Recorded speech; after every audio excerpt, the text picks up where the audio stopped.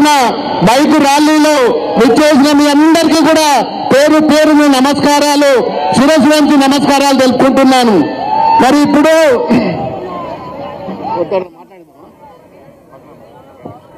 మరి స్థానికంగా మరి మొన్న అతి స్వల్ప మెజార్టీతో ఓడిపోయిన మాజీ ఎమ్మెల్యే గారు పద్మా దేవేందర్ రెడ్డి గారిని మాట్లాడవలసిందిగా కోరుతున్నాము.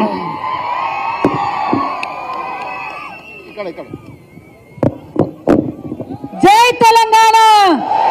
అందరూ చేతులు పిడికిలు బిగించి చేతులు పైకెత్తి ఒక్కసారి కేసీఆర్ సార్కి మెదకుల గెలుపు ఖాయమైందని విధంగా చెప్పే విధంగా అందరూ కూడా పిడికిలు బిగించి జై తెలంగాణ అని చెప్పి కోరుతా ఉన్నాను. జై తెలంగాణ! జై తెలంగాణ! జై కేసీఆర్! అందరికీ నమస్కారం.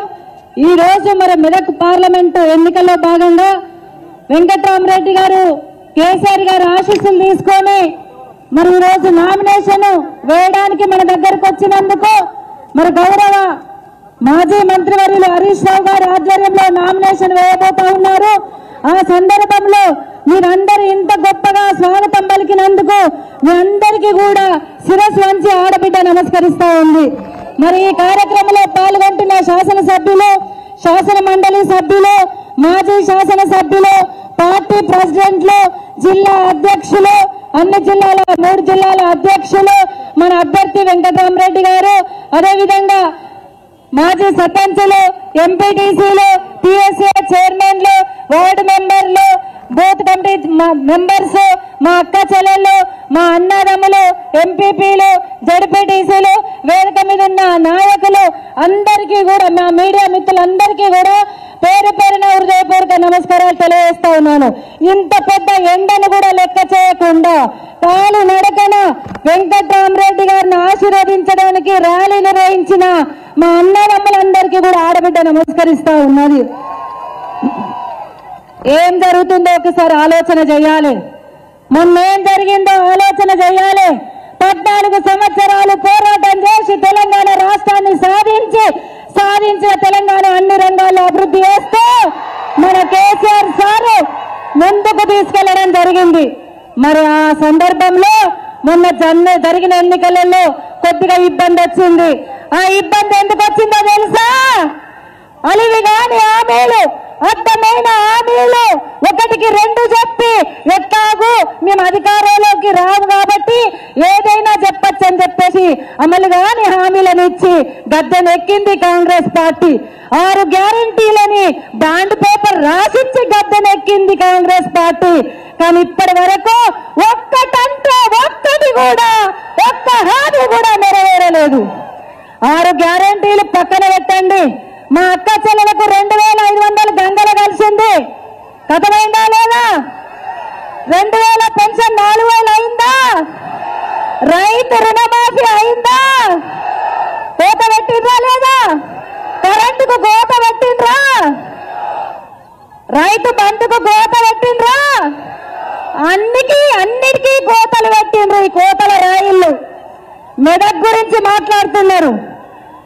మెదక్ 10 సంవత్సరాలలో గతంలో ఇందిరాగాంధీ పరిపాలించినప్పుడు కూడా, ఇక్కడ ఎంపీగా ఉన్నప్పుడు కూడా జరగని పనులు 10 సంవత్సరాల్లో చేసుకోగలిగినాం.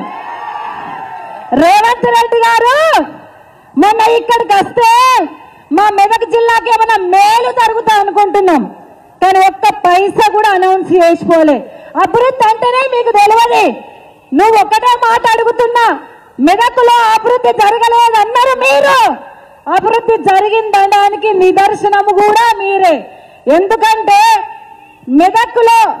మెదక్ ఎన్నిక జరిగితే, పార్లమెంట్ ఎన్నిక జరిగితే రేవంత్ రెడ్డి గారు సీఎం అయి ఉంటే నామినేషన్ మెదక్ జిల్లా కాకపోతే ఎక్కడెద్దురు? సంగారెడ్డిలో ఎద్దురు. నిన్ను సీఎం గా మెదక్ ప్రజలు, మెదక్ జిల్లా కేసీఆర్ గారు చేసిన జిల్లా అయింది కాబట్టి నిన్ను ఇక్కడికి రప్పించగలిగినాం, ఈ చౌరస్తాకు రప్పించగలిగినాం. మెదక్ జిల్లా అయింది కాబట్టి నామినేషన్ వేయడానికి రేవంత్ రెడ్డి చౌరస్తా నిలబడి ఇక్కడికి వచ్చి కేసీఆర్ కట్టించిన కలెక్టరేట్ లో నామినేషన్ వేసిండు. కేసీఆర్ గారు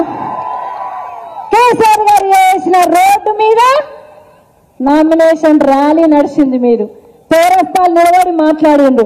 ఇక్కడున్న ఎమ్మెల్యే 50 కోట్ల రూపాయలు చేస్తే కోతలు పడ్డాయి. ఈ చౌరస్తాలకు నేను ఆల్రెడీ 50 కోట్లలో పెడితే వాటిని కోతలు పెట్టిండ్రు. టీఎఫ్ఐడిసి 37 కోట్ల రూపాయలను మనం తెచ్చిన వాటిని కూడా వేరే పేరు మార్చి పేరు పెట్టి ఆ కథ వచ్చి ఈ కథ చెప్పి అభివృద్ధి మాత్రం శూన్యం. మీరు ఒక్కటే చెప్తా ఉన్నాను, మీరు ఇచ్చిన హామీలు నెరవేర్చండి. ఏదో చిన్న ఇబ్బంది వచ్చిందని అనుకుంటుండ్రేమో, కానీ తెలంగాణ ప్రజలు కేసీఆర్ వెంట ఉన్నారు. మెదక్ జిల్లా ప్రజలు కేసీఆర్ వెంటున్నారు. కేసీఆర్ ను తప్పకుండా మళ్ళీ సీఎం గా చూడబోతాం. మనమందరం కూడా నిలదొక్కుకొని సింహం వేటాడే ముందు ఒక్క అడుగు వెనక్కి వేస్తుంది. వెనక్కేసుడు కావాలి, ముందుకు పంట విసరడానికి అని చెప్పేసి గుర్తు పెట్టుకోవాలని చెప్పేసి కూడా తెలియజేస్తాను. ఇక కాంగ్రెస్ వాళ్ళు కోటలు బంద్ చేయండి. ఇక బీజేపీ వాళ్ళు ఉన్నారు, వాళ్ళు కూడా అంతే. 10 ఏళ్ల నుండి చేసింది ఏం లేదు. డీజిల్ పెట్రోల్ పెరిగినాయి, బంగారం అయితే 74,000 రూపాయలు వాసన చూసి పెట్టాలి. కాబట్టి మరి బీజేపీ వాళ్ళతో కూడా ఏం కాదు. మన వెంకటరామరెడ్డి గారు మంచి వ్యక్తి, విద్యావేత్త, వారిని మరి గెలిపించుకోవడం కోసం మొన్న పద్మక్క మీకు కొంచెం ఇబ్బంది వచ్చి ఎమ్మెల్యేగా లేకపోయినా రేపు మెదక్ నియోజకవర్గానికి ఎంపీ అవసరం కాబట్టి మీరందరూ కూడా మరి మంచి భారీ మెజార్టీతో వెంకటరామరెడ్డి గారిని గెలిపించాల్సిందిగా ఒక ఆడబిడ్డలుగా శిరస్సు వంచి నమస్కరిస్తా ఉన్నాను. జై తెలంగాణ, జై కేసీఆర్. సుంత గౌరవ నర్సాపూర్ ఎమ్మెల్యే గారు సుంత లక్ష్మారెడ్డి గారిని మాట్లాడవలసింది.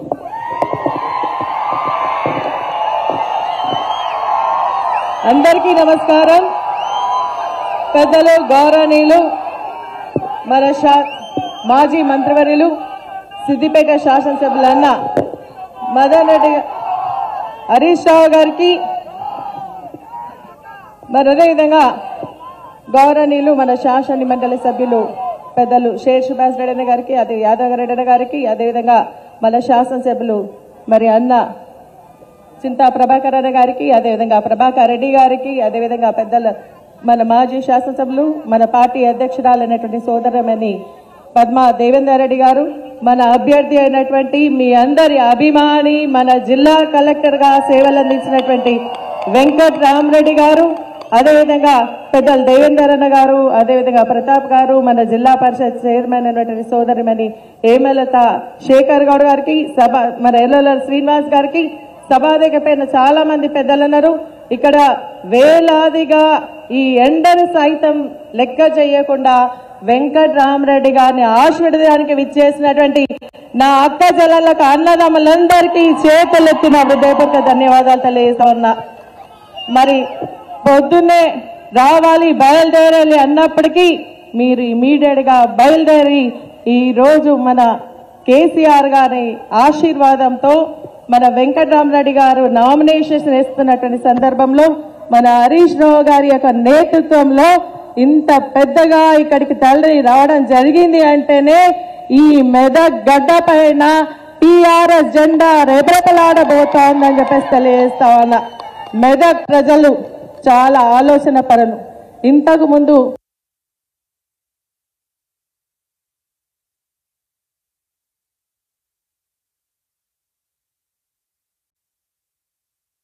కూడా పూర్తి నమ్మకం, విశ్వాసం ఉంది.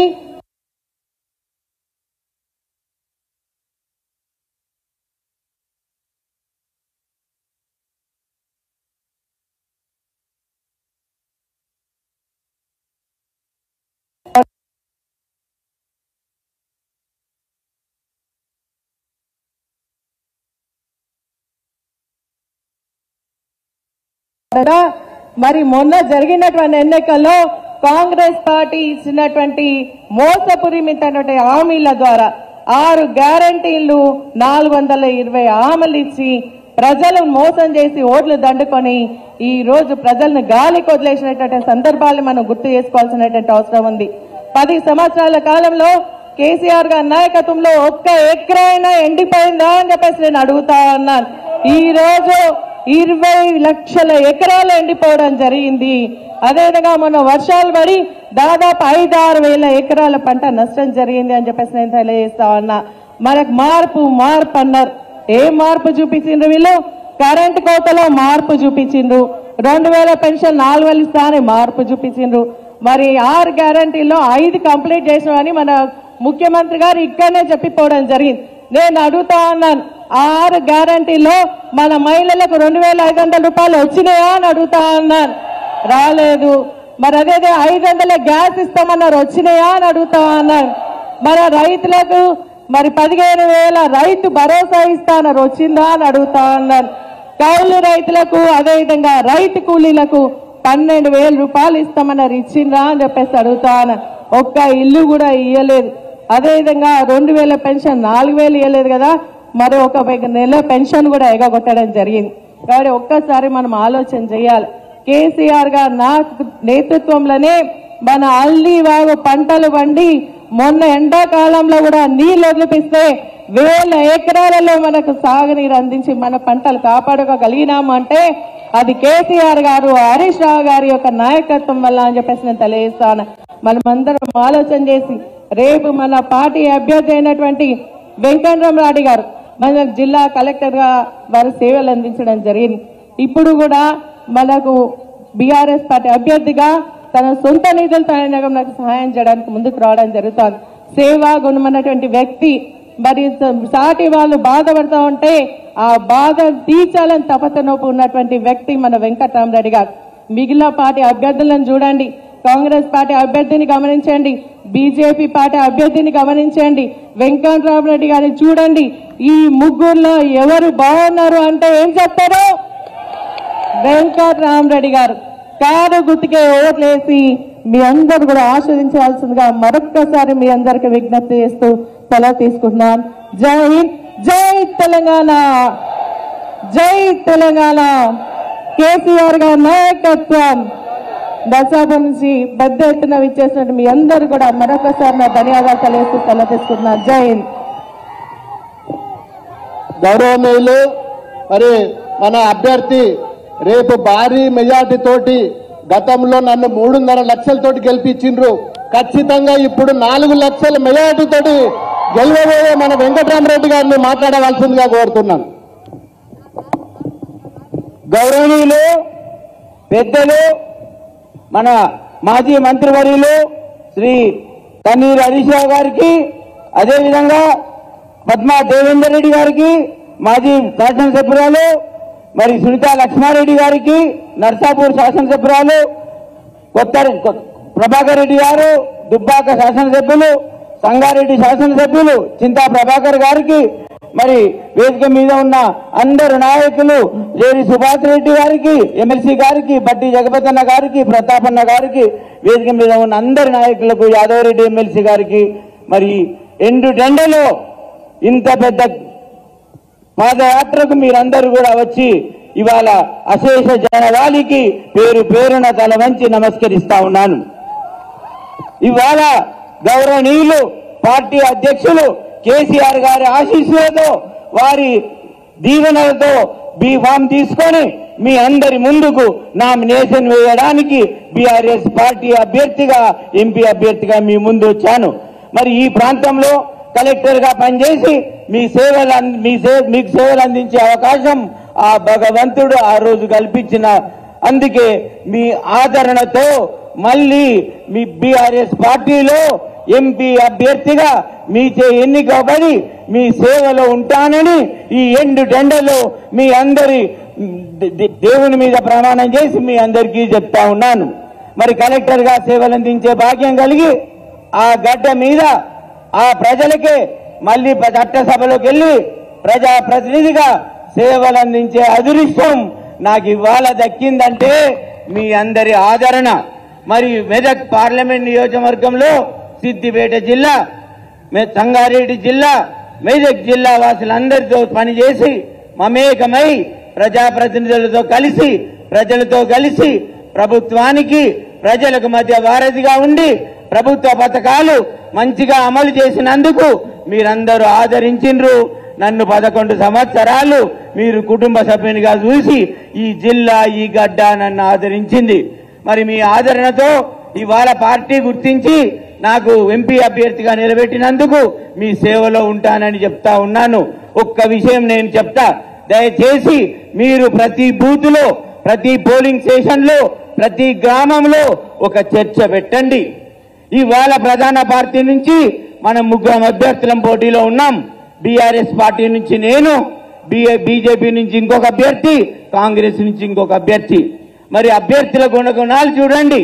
కలెక్టర్గా మీ సేవలు అందించిన వ్యక్తిని నేను.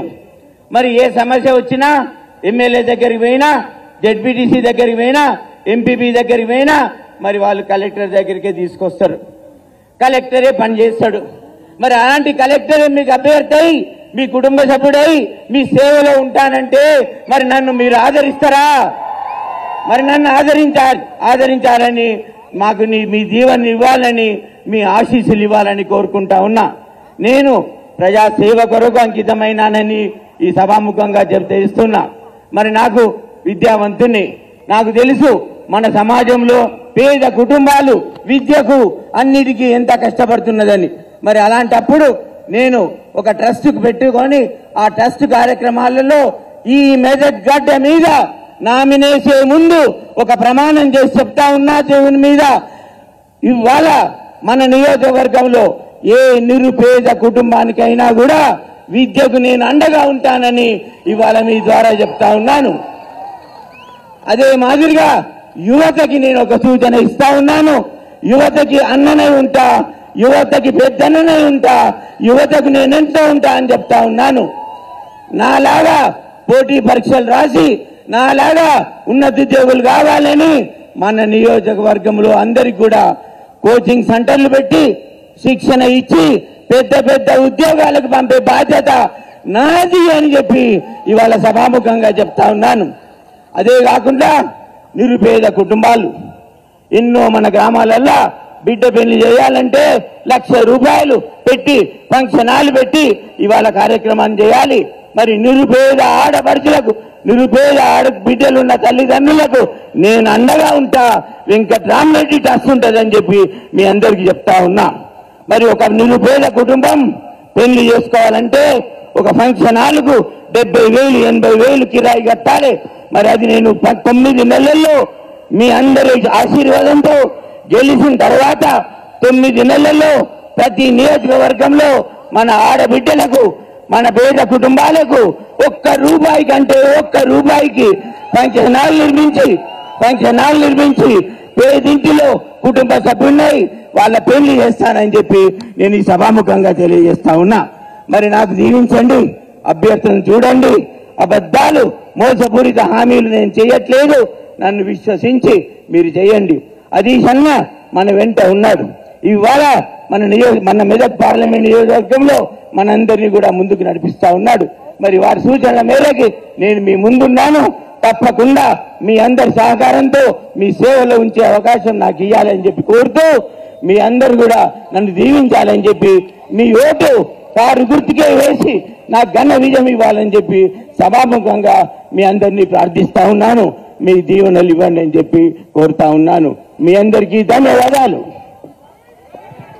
జై తెలంగాణ. కారు గుర్తుకే. పెద్దలు, గౌరవనీయులు, మన ముఖ్య అతిథి అన్న హరీష్ అన్న గారికి, గౌరవ శాసనసభ్యులకు, గౌరవ ఎమ్మెల్సీలకు, పద్మా దేవేందర్ రెడ్డి గారికి, అన్ని నియోజకవర్గాల నుంచి విచ్చేసిన మా కార్యకర్తలకు అందరికీ పేరు పేరున నమస్కారాలు. ఎండ ఎక్కువ ఉంది కాబట్టి 2 నిమిషాలు నేను మాట్లాడతాను. మరి ఈరోజు తెలంగాణ వచ్చిన తర్వాత ఇప్పటి వరకు మెదక్ పార్లమెంటులో మన పార్టీ తప్ప ఏ పార్టీ కూడా గెలవలేదు. మరి ఇప్పుడు కూడా ఈ ఎలక్షన్ చాలా కీలకమైనది. 2 పర్యాయాలు కూడా మరి నాకు అవకాశం ఇచ్చిండ్రు భారీ మెజార్టీ తోటి. మరి మనం కూడా ఎన్నో రకాల అభివృద్ధి చేసుకున్నాం. ఈ రోజు కూడా మరి మొన్న ఇప్పుడు నిలబడ్డ అభ్యర్థి ఒక ఐఏఎస్ అధికారి, ఇంకొకడేమో 6వ తరగతి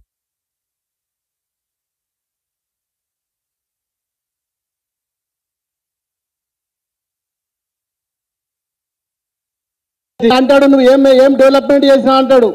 మరి ఆ డెవలప్మెంట్ గురించి నాకు సమయం లేదు కాబట్టి చాలా ఉన్నాయి, మరి చాలా చెప్పేది ఉంది కాబట్టి నేను ఇప్పుడు చెప్పదలుచుకోలేదు బిడ్డ.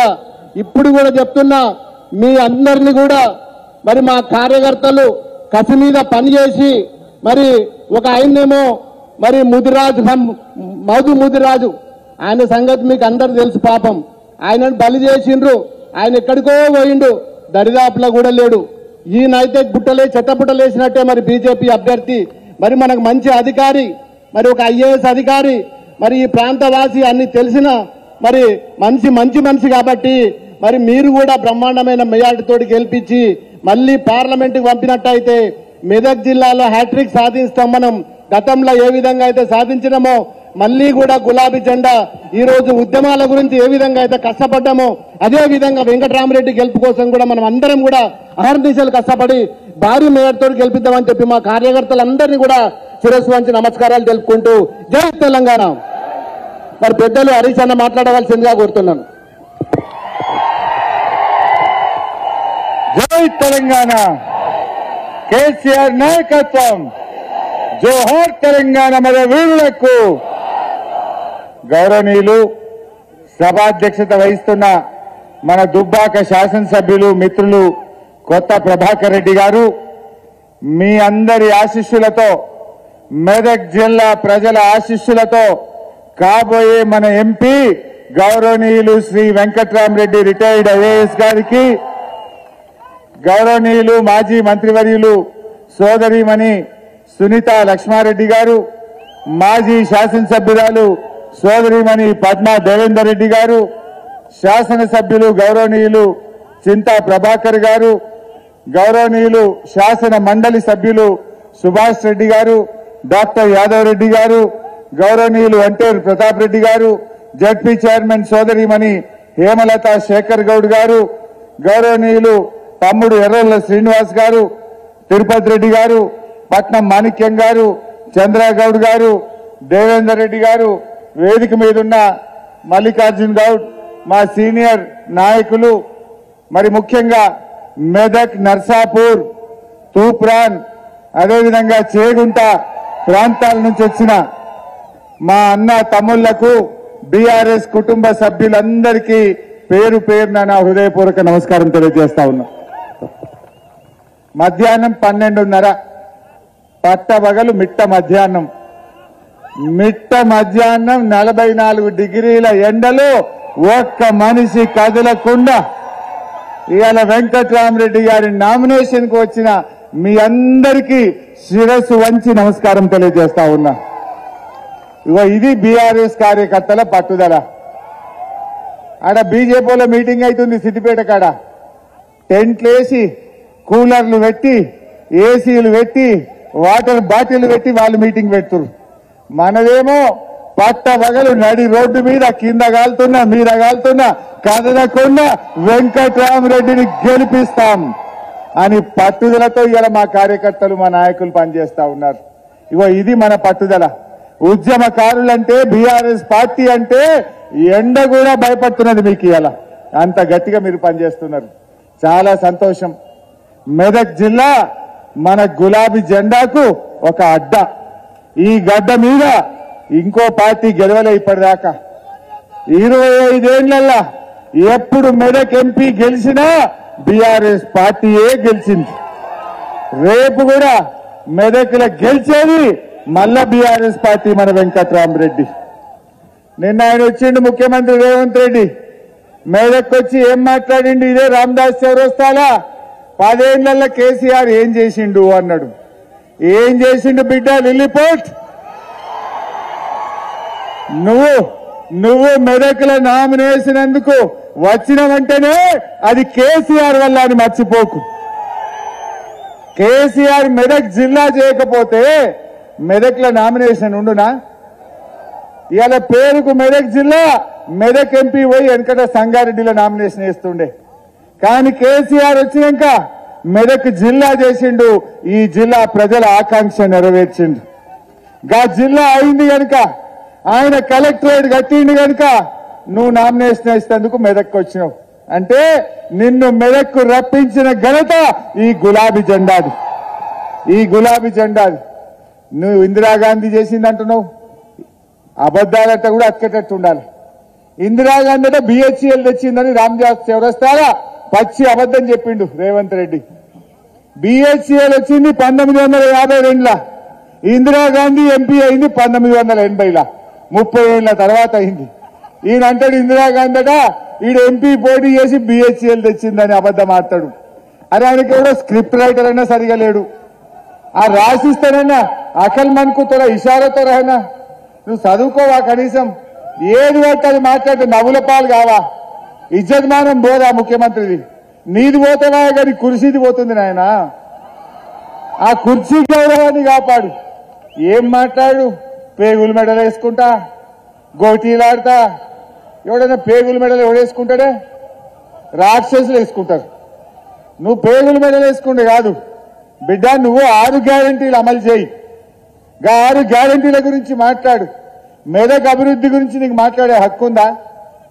మెదక్ జిల్లా అయిందంటే, సంగారెడ్డి జిల్లా అయిందంటే, సిద్దిపేట జిల్లా అయిందంటే అది కేసీఆర్ వల్ల, బీఆర్ఎస్ పార్టీ వల్ల.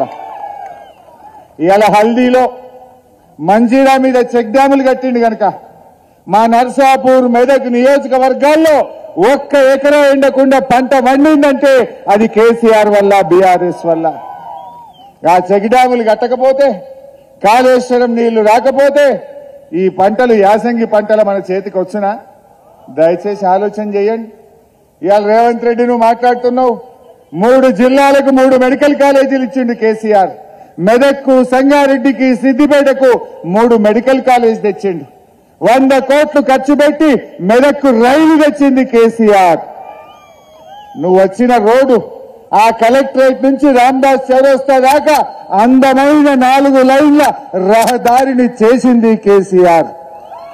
ఈ రామ్దాస్ చౌరస్తాను ఇంత సుందరంగా తీర్చిదిద్దింది మా కేసీఆర్. నువ్వు మాట్లాడతావు, నువ్వు ఏం చేసినావు? నువ్వు ఆ రోజు 100 రోజుల్లో 4 గ్యారంటీలు, 6 గ్యారంటీలు అమలు చేస్తా అన్నావు. 100 రోజుల్లో 6 గ్యారంటీలు అమలు చేస్తామని బాండ్ పేపర్ల మీద రాసిచ్చిండ్రు. బాండ్ పేపర్కు జర ఇజ్జత్ ఉండే, వాల్యూ ఉండే.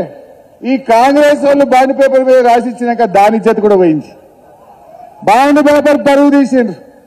బాండ్ పేపర్ రాజకీయాలు నడవేయని రేవంత్ రెడ్డికి అర్థమైంది. అందుకో కొత్త డ్రామా పెట్టిండిగా. బాండ్ పేపర్ అంటే నమ్మేటట్లేదని ఈడికొస్తాడు ఏడుపాయల అమ్మవారి మీద ఒట్టు అంటాడు, ఆడిపోతాడు రాముల వారి మీద ఒట్టు అంటాడు, లాస్ట్కు దేవుణ్ణి కూడా రాజకీయాలకు వాడుతున్నాడు. రేవంత్ రెడ్డి, నువ్వు దేవుడి మీద ఒట్టు పెట్టుకున్నా, నీ మీద నువ్వు ఒట్టు పెట్టుకున్నా నిన్ను నమ్మరు తెలంగాణ ప్రజలని చెప్పి మనం చేస్తా ఉన్నా. బట్టేబాజు మాటలు కాదా? 5 గ్యారంటీలు అమలైనాయి అంటాడు. నేను అడుగుతున్నా, వాళ్ళ 6 గ్యారంటీల్లో మొదటిది మహాలక్ష్మి, మహిళలకు 2500 అమలైందా? రెండవ హామీ రైతులకు 15,000 రైతు బంధు, వడ్లకు 500 బోనస్ అయిందా? రెండవది కాలే. మూడవ హామీ పేదలందరికీ డబుల్ బెడ్రూమ్ ఇండ్లు ఒక్కరికన్నా వచ్చిందా? మూడవది తుస్సే. నాలుగవ హామీ వృద్ధులకు, వితంతువులకు 4,000 రూపాయల పెన్షన్ అయిందా? 5వ హామీ విద్యార్థులకు 5 లక్షల రూపాయల భరోసా కార్డు వచ్చినాదే.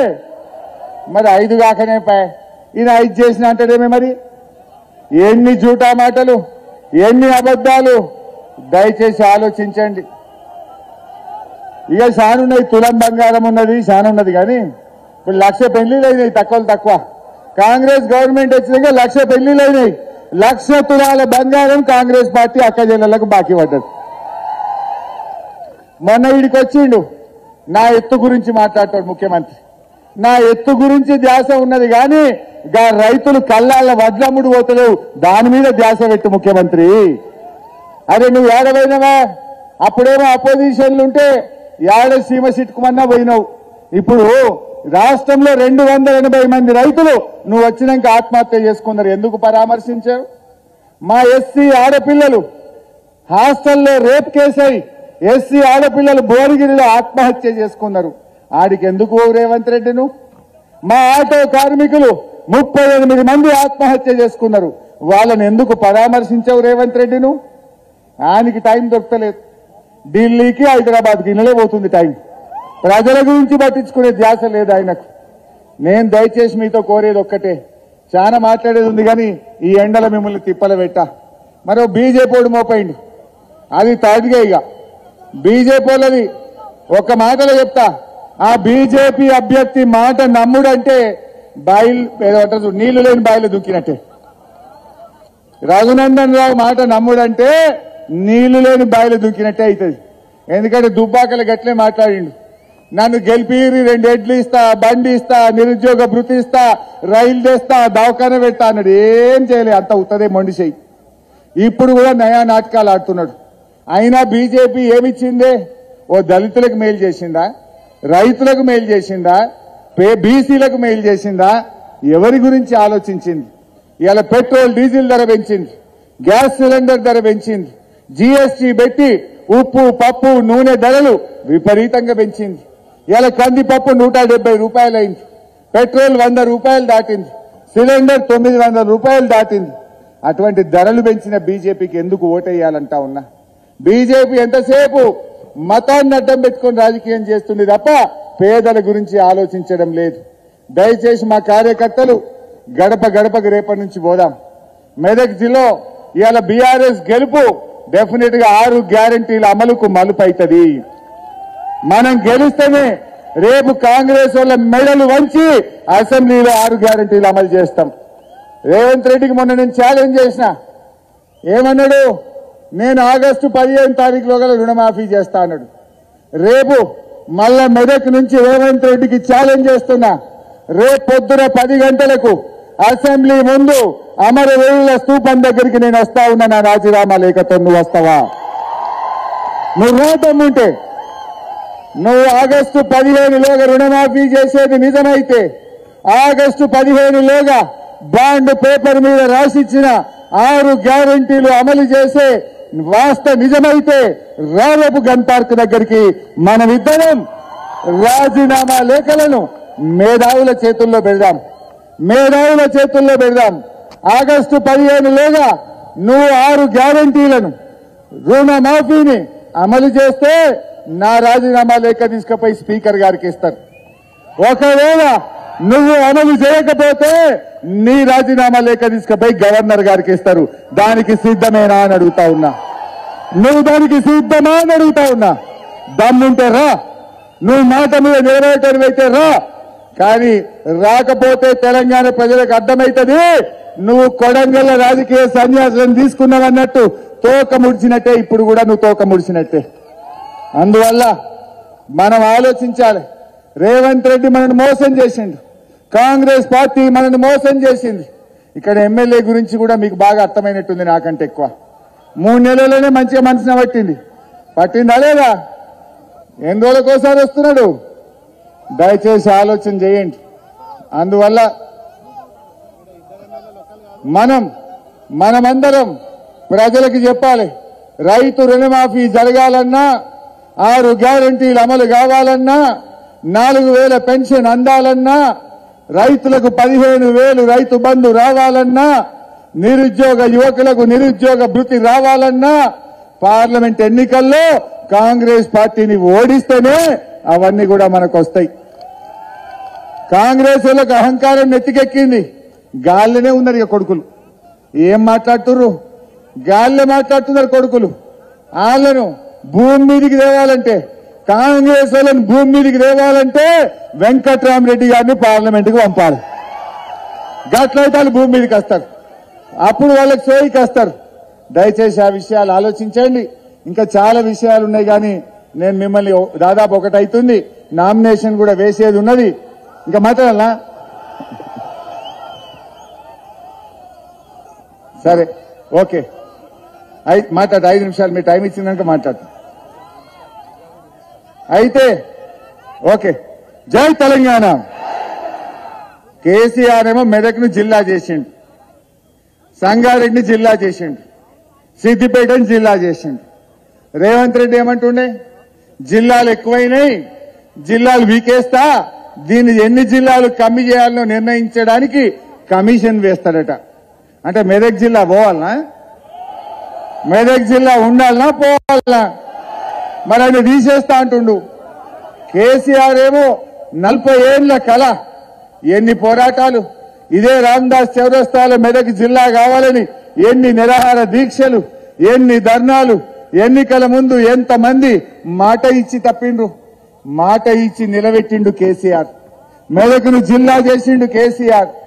ఎవరన్నా ఈ ఎన్నికల్లో కాంగ్రెస్ పార్టీకి ఓటేయడం అంటే మెదక్ జిల్లాను పొడగొట్టుకోవడమే. మన జిల్లాను వద్దనుకుంటే, వచ్చిన జిల్లా జారిపోవాలంటే మళ్ళా కాంగ్రెస్ వాళ్ళకు ఓటేయాలి. సిద్దిపేట జిల్లా పోతుంది, మెదక్ జిల్లా పోతుంది మళ్ళా. మరి ఆయన జిల్లాలు తీసేస్తా అంటుండు. ఈ విషయాన్ని ప్రజల దగ్గరికి తీసుకుపోవాలని చెప్పి నేను మీతో కోరుతా ఉన్నా. ఇవాళ అభ్యర్థులు ఒకరు వెంకట్రామరెడ్డి గారు, ఇంకొకరు బీజేపీ ఆయన రఘునందన్, మూడో ఆయన నీలం మధు అని పోటీ చేస్తున్నారు. ఒక ఆయన 6వ తరగతి చదువుకున్నాడు, ఒక ఆయనదేమో బ్లాక్ మెయిల్ తెలివి, మరి మనోడేమో మంచిగా ఐఏఎస్ ఆఫీసర్, అద్భుతంగా ప్రజలకు సేవ చేసే సత్తా ఉన్నాడు. వెంకట్రామరెడ్డి గారు ఆయన రోజుకు 16 గంటలు పనిచేస్తాడు. మనకు మాట ఇచ్చిండు, వారంకొక రోజు ప్రతి సోమవారం ఎంపీగా గెలిచినాక మెదక్లో ఉంటా, కార్యకర్తలకు ప్రజలకు అందుబాటులో ఉంటా అంటుండు. మరి ఆయనను మనం గెలిపించుకుంటే మనందరికి మేలైతుంది. ఇవాళ ట్రస్ట్ పెట్టి వారు ఇవాళ పేద విద్యార్థులను చదివిస్తా అంటుండు. పేదల పెళ్లిళ్లకు ₹1 ఫంక్షన్ హాల్ అందిస్తా అంటుండు. ఇలా ఎన్నో కార్యక్రమాలు చేసి అనుభవం ఉన్నది. పార్లమెంట్ లో ఇంగ్లీష్ లో హిందీలో అద్భుతంగా మాట్లాడగలుగుతాడు, నిధులు సాధించగలుగుతాడు. మెదక్ను అభివృద్ధి చేయగలిగే సత్తా ఉన్నటువంటి ఒక విద్యావంతుడు, రిటైర్డ్ ఐఏఎస్ అధికారి అయిన వెంకట్రామరెడ్డి గెలుపులోనే మెదక్ అభివృద్ధి ఉందనేటువంటి విషయాన్ని నేను మీ అందరికి మనవి చేస్తా ఉన్నా. మనకు మంచి అభ్యర్థి దొరికింది. ఇవాళ అందరూ కూడా పార్టీలకు అతీతంగా ఆలోచించాలి. మెదక్ ప్రజలు పార్టీలకు అతీతంగా విద్యావంతుడు, ప్రజా సంబంధాలు కలిగినటువంటి వెంకట్రామరెడ్డి గారిని మనం గెలిపించుకోవాలని నేను అందరినీ, మేధావులు, ఉద్యోగులు, ఉపాధ్యాయులు, మరి రచయితలు, కవులు, కళాకారులు, రైతులు, మహిళలు, కార్మికులు అందరినీ కూడా నేను విజ్ఞప్తి చేస్తా ఉన్నా.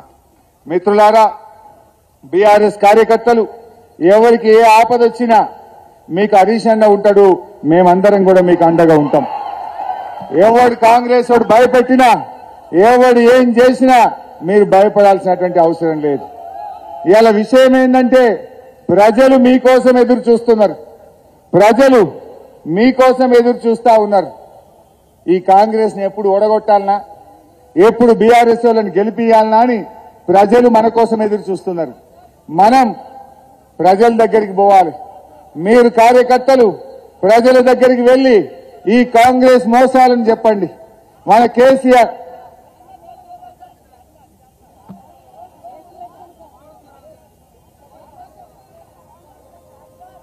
నేను ప్రజల దగ్గరికి వెళ్లి మీరు వివరించండి. ఇలా ప్రజలు కాంగ్రెస్ కు బుద్ధి చెప్పాలని ఎదురు చూస్తున్నారు. ఈ మోసపూరిత కాంగ్రెస్ కు గుణపాఠం చెప్పడం కోసం ప్రజలు తయారున్నారు. మనం ప్రజల దగ్గరికి పోవడమే ఆలస్యం ఉన్నది. నిన్న కూడా మన పార్టీ సర్వే వచ్చింది. నిన్న సర్వేలో 8 నుంచి 9 ఎంపీలను బీఆర్ఎస్ పార్టీ గెలవబోతా ఉంది. మరి ఇంకా రోజు రోజుకు కేసీఆర్ గారి బస్సు యాత్రతో మొన్నటి టీవీలో కేసీఆర్ గారి చర్చను 4 గంటలు అందరూ కళ్ళకు అద్దుకున్నట్టు చూసింది. చాలా మార్పు వచ్చింది. కాంగ్రెస్ వాళ్ళ మాయ మాటల్ని ఒక్క టీవీ చర్చతో కేసీఆర్ పటాపంచలు చేసేసిండు. అన్నిటికీ సమాధానం చెప్పిండు. బస్సు యాత్ర బయలుదేరితే కాంగ్రెస్ వాళ్ళు గజగజలాడుతున్నారు. ఇవాళ ఆ కాంగ్రెస్ వాళ్ళకి గుణపాఠం తప్పదు. బీజేపీ విషయంలో కూడా జాగ్రత్తగా ఉండాలి. బీజేపీ వాళ్ళు అన్ని అబద్దాలు చెప్తున్నారు. బీజేపీ వాళ్ళు ఎక్కడ కూడా గెలిచే పరిస్థితి లేదు. మనకు మెడికల్ కాలేజ్ ఇయ్యలే, ఒక నర్సింగ్ కాలేజ్ ఇయ్యలే, ఒక నవోదయ కాలేజ్ ఇయ్యలే. మనకు ఏ ఒక్క పని కూడా బీజేపీ వాళ్ళు చేయలేదు. అందువల్ల బీజేపీని ఖచ్చితంగా ఈ ఎన్నికల్లో మనం ఓడించాల్సినటువంటి అవసరం ఉంది. ఇవాళ మెదక్ అభివృద్ధి బీఆర్ఎస్ తో సాధ్యమవుతుంది. బీఆర్ఎస్ పార్టీ గొంతుకగా అటు పార్లమెంట్ లో ఇటు అసెంబ్లీలో మేము తెలంగాణ వాణిని మెదక్ వాణిని వినిపిస్తాం, మెదక్ హక్కులను కాపాడతాం, మెదక్ అభివృద్ధికి కృషి చేస్తామని మనవి చేస్తూ జై తెలంగాణ. కారు గుర్తుకే, కారు గుర్తుకే. జై తెలంగాణ, జై